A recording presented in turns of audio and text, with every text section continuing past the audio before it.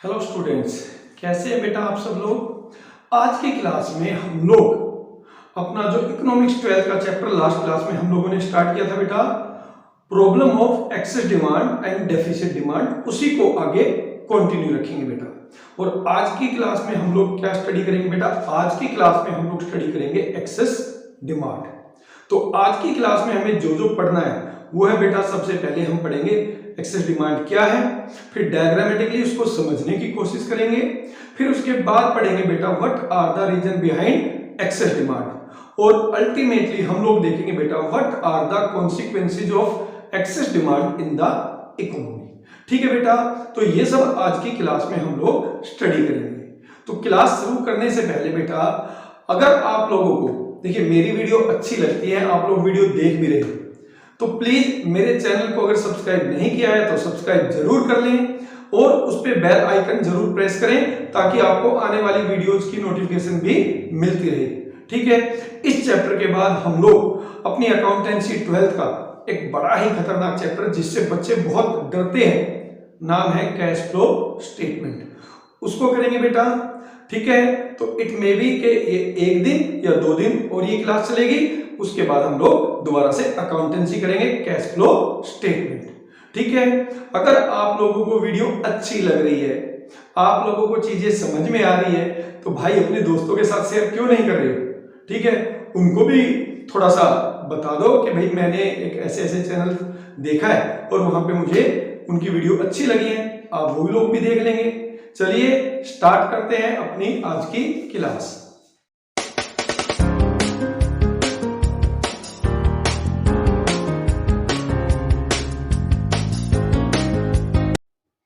तो बेटा what is excess demand?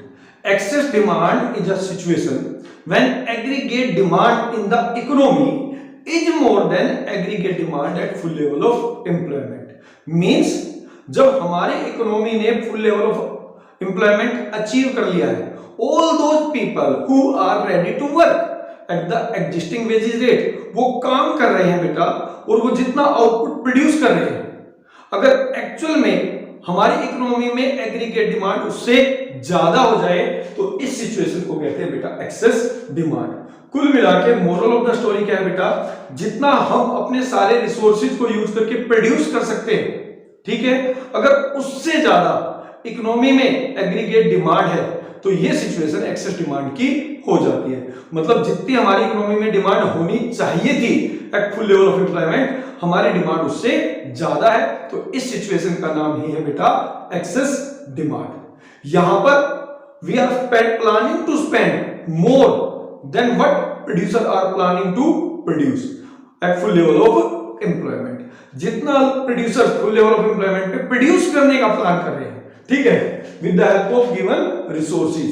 ठीक है, अब यहां पर समझिए वो लोग प्लान कर रहे हैं बेटा कि भाई अगर हम सारे रिसोर्सेज को यूज कर लें, full level of employment achieve कर लें, तो हम एग्रीगेट सप्लाई कर सकते हैं फुल लेवल ऑफ एम्प्लॉयमेंट पे 25,000 करोड़ की। ठीक है, तो इसका मतलब है बेटा कि इकोनॉमी में जो मैक्सिमम एग्रीगेट डिमांड होनी चाहिए, ठीक है, वो कितनी होनी चाहिए, 25,000 करोड़, क्योंकि सभी रिसोर्सेज को यूज करके at full level of employment we can produce only 25,000 of crore. तो हमारी aggregate demand at full level of employment भी कितना होना चाहिए बेटा, 25,000 करोड़। बट जब इकोनॉमी में एग्रीगेट डिमांड का लेवल 25,000 से करोड़ हो जाए, 25,000 करोड़ से ज्यादा हो जाए, तो इसको कहते हैं बेटा एक्सेस डिमांड। मतलब हमारी इकोनॉमी में जो एग्रीगेट डिमांड है वो ज्यादा है 25,000 से, तो ये सिचुएशन होती है बेटा एक्सेस डिमांड। अब यहां पे समस्या क्या है, समस्या ये है बेटा कि यहां पर हम 25,000 करोड़ का आउटपुट प्रोड्यूस करने के लिए अपने रिसोर्सेज को फुल्ली यूटिलाइज कर रहे हैं। All the factor of production are fully occupied, हमारे पास एक्स्ट्रा प्रोडक्शन कैपेसिटी नहीं है, एक्सेस प्रोडक्शन कैपेसिटी नहीं है, तो हम बढ़ी हुई डिमांड को, ठीक है, 25,000 से जितनी भी ज्यादा डिमांड है हम उस बढ़ी हुई डिमांड को पूरा नहीं कर सकते, इसलिए ये सिचुएशन कहलाती है बेटा एक्सेस डिमांड। क्लियर है? अब इसके बाद जल्दी से समझ लेते हैं बेटा with the help of a diagram कि हम एक्सेस डिमांड की सिचुएशन को कैसे एक्सप्लेन करेंगे। ठीक है बेटा, तो चलिए बेटा अब हम अपनी एक्सेस डिमांड की सिचुएशन को एक डायग्राम की हेल्प से जल्दी से समझ लेते हैं। देखिए बेटा, ये हमारा डायग्राम है, ठीक है, जहां पर जो हमारा ये एडीएफ है, ठीक है बेटा, it is aggregate demand at full level of employment. जैसे कि मैंने एग्जांपल लिया था 25,000, मतलब हमारी एग्रीगेट डिमांड जो है फुल लेवल ऑफ एम्प्लॉयमेंट पे कितनी होनी चाहिए थी, 25,000। क्यों? क्योंकि हम अपने फुलर यूटिलाइजेशन करके सारे रिसोर्सेज को eight full level of employment हम केवल 25,000 करोड़ का ही आउटपुट प्रोड्यूस कर सकते हैं। हम इससे ज्यादा आउटपुट प्रोड्यूस नहीं कर सकते। ठीक है, और प्रोड्यूसर्स प्लान कर रहे थे बेटा कि जो एग्रीगेट डिमांड होगी इकोनॉमी में वो भी 25,000 होगी, but due to any reason, ठीक है, इकोनॉमी में लेवल ऑफ एग्रीगेट डिमांड 25,000 से ज्यादा होकर कितना हो गया बेटा, 30,000। ठीक है, तो यहां पर जो हमारी फुल लेवल ऑफ एम्प्लॉयमेंट पे एग्रीगेट डिमांड होनी चाहिए, एक्चुअल में एग्रीगेट डिमांड उससे ज्यादा है, तो इसी सिचुएशन को हम लोग कहते हैं बेटा एक्सेस डिमांड। ठीक है, तो हमारी होनी चाहिए थी 25,000, बट एक्चुअल में इक्विलिब्रियम लेवल ऑफ जीडीपी पे हमारी डिमांड कितनी होगी बेटा, 30,000। तो ये जो 5,000 करोड़ है बेटा, ये 5,000 करोड़, ठीक है, ये है आपका एक्सेस डिमांड। ठीक है, होनी चाहिए थी 25,000, बट हमारी इकोनॉमी में एग्रीगेट डिमांड है 30,000, तो 5,000 करोड़ की इकोनॉमी में एग्रीगेट डिमांड ज्यादा है, मतलब जितना प्रोड्यूसर ने प्लान किया था कि लोग खर्च करेंगे, उससे ज्यादा लोग खर्च करने के लिए तैयार हैं। ठीक है बेटा, तो ये होता है आपका एक्सेस डिमांड। तो इस केस में देखो बेटा, क्योंकि इकोनॉमी यहां पर at point F already full level of employment achieve कर चुकी है, यानी हमारे सारे रिसोर्सेज फुल्ली यूटिलाइज हो रखे हैं, तो हम जो आउटपुट प्रोड्यूस कर सकते हैं, सॉरी ये ON आएगा बेटा, हम जो मैक्सिमम आउटपुट प्रोड्यूस कर सकते हैं वो कितना कर सकते हैं, ON, बट हमारी डिमांड ON से ज्यादा है और हम उस बढ़ी हुई डिमांड को पूरा नहीं कर सकते, हम अपना लेवल ऑफ आउटपुट नहीं बढ़ा सकते, क्योंकि इकोनॉमी यहां पर full level of employment achieve कर चुकी है। ठीक है बेटा, अब यहां पे देखिए गलती क्या करते हैं कई बार बच्चे क्या करेंगे, जैसे यहां पर हमारा एग्रीगेट डिमांड और एग्रीगेट सप्लाई कर्व एक दूसरे को इंटरसेक्ट कर रहा है, हमारा एग्रीगेट सप्लाई कर्व, ठीक है, तो बच्चे यहां से इक्विलिब्रियम निकाल देते हैं। रिमेंबर दिस थिंग, इस तरीके की गलती नहीं करनी है, हम लोग कभी भी बेटा इस पॉइंट पे इक्विलिब्रियम अचीव नहीं कर सकते, क्योंकि इससे पहले ही हमारी इकोनॉमी कहां पर, OM पर full level of employment achieve कर चुकी है। ठीक है बेटा, तो ये था आपका excess demand with the help of a diagram. अब एक बार थोड़ा सा पढ़ लेते हैं बेटा कि इसके रीजन क्या होते हैं। Why aggregate demand in economy is more than aggregate demand at full level of employment, यानी what are the reason behind excess demand. तो बेटा अब हम समझ लेते हैं कि एक्सेस डिमांड की सिचुएशन के पीछे क्या क्या रीजन हो सकते हैं। देखिए बेटा, एग्रीगेट डिमांड के 4 component C plus I plus G plus E, इसके साथ साथ रेट ऑफ टैक्स भी इकोनॉमी में एग्रीगेट डिमांड के लेवल पे इफेक्ट डालता है। ठीक है, तो ये सारे वो कंपोनेंट है जो इकोनॉमी में एग्रीगेट डिमांड के लेवल को बढ़ा भी सकता है और घटा भी सकता है। घटाने वाला यानी डेफिसिट डिमांड वाला टॉपिक हमने लास्ट क्लास में कर लिया, तो अब बात कर रहे हैं एक्सेस डिमांड का। तो एक्सेस डिमांड में जो हमारे डेफिसिट डिमांड का था उसका उल्टा होगा। ठीक है, तो पहला रीजन होता है बेटा increase in private final consumption expenditure, यानी increase in the expenditure by the household sector. When household sector plan more expenditure and plan less saving, ठीक है, तो इकोनॉमी में लेवल ऑफ एग्रीगेट डिमांड बढ़ जाता है। Means when marginal propensity to save decrease for the household sector and marginal propensity to consume increase, then it is the first reason, ठीक है, which increase the level of aggregate demand and it is the reason behind situation of excess demand। ठीक है, तो पहला point होता है बेटा increase in consumption expenditure या हाउसहोल्ड एक्सपेंडिचर। दूसरा आता है बेटा increase in investment, increase in investment का मतलब है जब प्राइवेट सेक्टर को लगता है कि फ्यूचर में बुलिश सिचुएशन आएगी। बुलिश का मतलब है कि बेटा बाजार में तेजी आएगी, तो प्राइवेट सेक्टर इकोनॉमी में लेवल ऑफ इन्वेस्टमेंट बढ़ा देता है क्योंकि उसको लगता है कि फ्यूचर में ज्यादा इनकम कमाया जाएगा। ठीक है, यहां पर ये इंड्यूस्ड इन्वेस्टमेंट है, लाभ से प्रेरित है। उनको लगता है बाजार में तेजी आएगी, इसलिए वो लोग इकोनॉमी में लेवल ऑफ इन्वेस्टमेंट बढ़ा देते हैं, और जब इकोनॉमी में लेवल ऑफ इन्वेस्टमेंट बढ़ता है तो लोगों की इनकम बढ़ जाती है, और इनकम बढ़ती है तो इकोनॉमी में लेवल ऑफ एग्रीगेट डिमांड भी बढ़ जाता है। ठीक है बेटा। तीसरा है increase in the government expenditure. अगर गवर्नमेंट अपने खर्चे बढ़ा दे, आइदर फॉर कंजम्पशन और फॉर इन्वेस्टमेंट, तो बेटा गवर्नमेंट का खर्चा लोगों की इनकम होता है, तो इकोनॉमी में मनी सप्लाई बढ़ जाती है, इकोनॉमी में लोगों की परचेजिंग पावर बढ़ जाती है, और जब परचेजिंग पावर बढ़ जाती है तो बेटा इकोनॉमी में लेवल ऑफ एग्रीगेट डिमांड भी बढ़ जाता है। ये भी एक रीजन है बेटा बिहाइंड एक्सेस डिमांड। इसके बाद आता है बेटा एक्सपोर्ट। ठीक है, एक्सपोर्ट क्या होता है? Export is the demand of domestic produce goods by the rest of world, यानी हमारे देश में बनी वस्तुओं की विदेशियों के द्वारा की गई मांग। अगर हमारे इकोनॉमी के एक्सपोर्ट बढ़ते हैं तो इसका मतलब है बेटा हमारी वस्तुओं की विदेशों में डिमांड बढ़ रही है, और जब विदेशों में हमारी वस्तुओं की डिमांड बढ़ती है तो इकोनॉमी में लेवल ऑफ एग्रीगेट डिमांड भी बढ़ जाता है। ठीक है, हमारी गुड्स और सर्विसेज की डिमांड बढ़ जाती है, तो ये भी एक रीजन है बिहाइंड एक्सेस डिमांड। इसके बाद आता है बेटा decrease in import. Decrease import का मतलब क्या है बेटा कि जब हमारी इकोनॉमी में लेवल ऑफ इंपोर्ट कम हो जाता है। लेवल ऑफ इंपोर्ट का मतलब है कि हमारे देश में विदेशों में बनी वस्तुओं की डिमांड कम हो जाती है, तो उससे क्या होता है बेटा हमारी डोमेस्टिक गुड्स की हमारी इकोनॉमी में डिमांड बढ़ जाती है, जिससे कि हमारी इकोनॉमी में लेवल ऑफ एग्रीगेट डिमांड भी बढ़ जाता है। और जो last but not the least बेटा that is rate of tax. That is rate of tax. ठीक है, अगर government rate of tax reduce कर देती है तो उसी इनकम में से हम लोगों को पहले की तुलना में कम टैक्स पे करना पड़ता है, जिससे क्या होता है हमारे पास कुछ सरप्लस मनी बचेगी कम टैक्स देने की वजह से, जिससे हमारी परचेजिंग पावर बढ़ जाएगी, और जब हमारी परचेजिंग पावर बढ़ती है तो हम लोग ज्यादा डिमांड करना शुरू कर देते हैं, तो बेटा जिससे कि इकोनॉमी में लेवल ऑफ एग्रीगेट डिमांड बढ़ जाता है। तो ये भी tax is also a reason behind situation of excess demand. ठीक है बेटा, और इसमें गवर्नमेंट टैक्स को रिड्यूस करती है। ठीक है बेटा, तो ये थे बेटा वो सारे पॉइंट जिससे कि इकोनॉमी में लेवल ऑफ एक्सेस डिमांड या लेवल ऑफ एग्रीगेट डिमांड बढ़ता है और एक्सेस डिमांड की सिचुएशंस क्रिएट हो जाती है।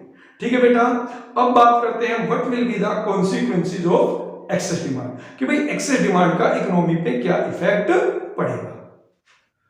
तो बेटा अब बात करते हैं हम लोग consequences of excess aggregate demand, कि भाई अगर इकोनॉमी में situation of excess aggregate demand है तो उससे हमारी इकोनॉमी पर क्या इफेक्ट पड़ेगा।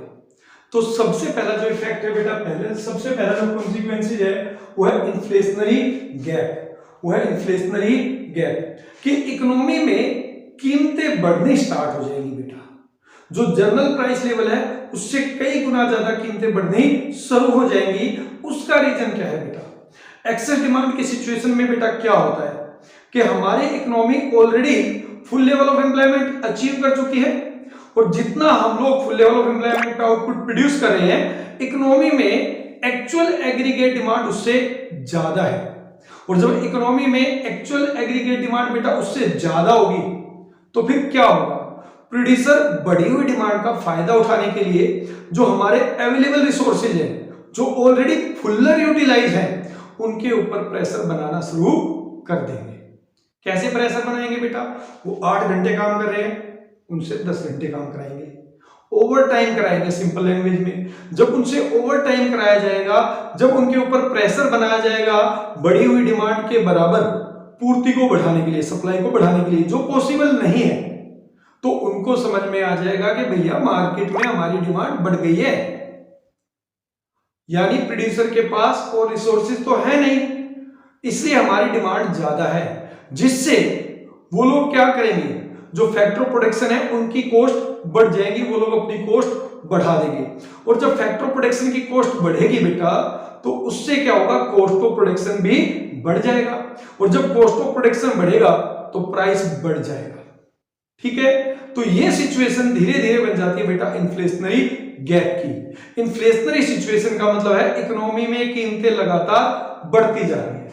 तो यहां पर इन्फ्लेशनरी गैप क्या है बेटा, इन्फ्लेशनरी गैप है EF। ये है बेटा आपका इन्फ्लेशनरी गैप। इसको इन्फ्लेशनरी गैप क्यों कह रहे हैं बेटा, क्योंकि देखिए इस लेवल पे EF पर हमारी जो एग्रीगेट डिमांड होनी चाहिए थी वो E के इक्वल होनी चाहिए थी, बट एक्चुअल में एग्रीगेट डिमांड कितनी है, F है। तो ये जो बढ़ी हुई डिमांड है EF, ये इकोनॉमी किसी भी तरीके से पूरी नहीं कर सकती, जिसकी वजह से इकोनॉमी में कीमतें बढ़नी शुरू हो जाएंगी, और ये सिचुएशन क्या रहेगी, situation of inflation. Journal price level से ज्यादा कीमतें बढ़ जाती है बेटा, तो बन जाता है इन्फ्लेशनरी सिचुएशन। तो इस केस में एक्सेस डिमांड का जो सबसे पहला कॉन्सिक्वेंस है वो है बेटा इन्फ्लेशनरी गैप या इन्फ्लेशनरी सिचुएशंस, कीमतों का बढ़ना पाया जाएगा। ठीक है बेटा, दूसरा इसमें आता है स्टैटिस्टिक जीडीपी। अब देखिए यहां पर क्या होता है, डिमांड बढ़ रही है इकोनॉमी में, एग्रीगेट डिमांड ठीक है जितनी होनी चाहिए थी उससे ज्यादा है, मींस जितना प्रोड्यूसर ने प्लान किया था लोग उससे ज्यादा खर्च करने के लिए तैयार हैं, लोग उससे ज्यादा उनकी गुड्स की डिमांड कर रहे हैं।